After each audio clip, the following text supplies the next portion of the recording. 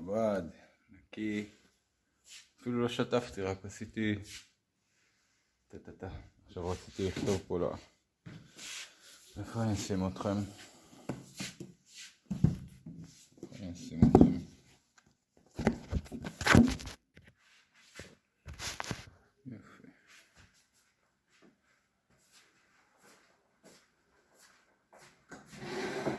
פה הרב ישב.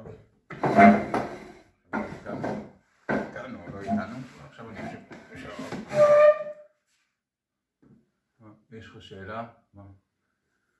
בשביל שאלות לא הכנתי דבר תורה, אבל הנה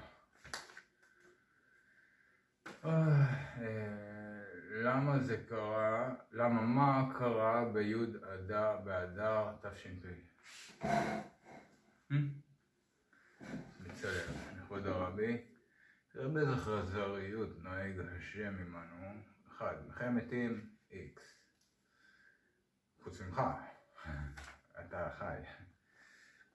הרבי, מחי מתים חוץ ממך. בית מקדש X. מלבד האבן. אפשר ללכת לאבן דרך המוגרבי, דרך השלשלת.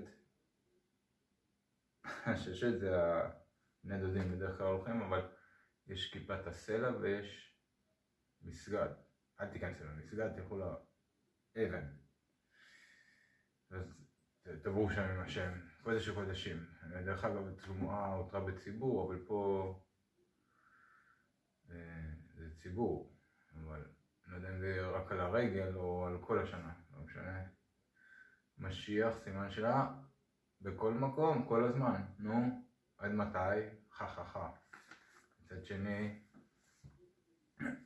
לא היה עליי כסף כי ברחתי מהבית והמשטרה הוזמנה על ביתי. סבבה, זה לא היה בשביל הכיף, או שזה היה בגלל הכיף. וואו, הדאון הוא ממש עצבני. טוב, עכשיו נכניס את זה לרגות קודש.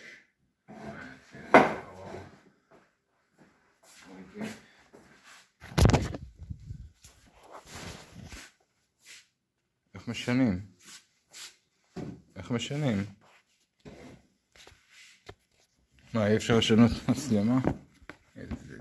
הקודם היה אפשר. אחי אדוננו, שמתי גרטל.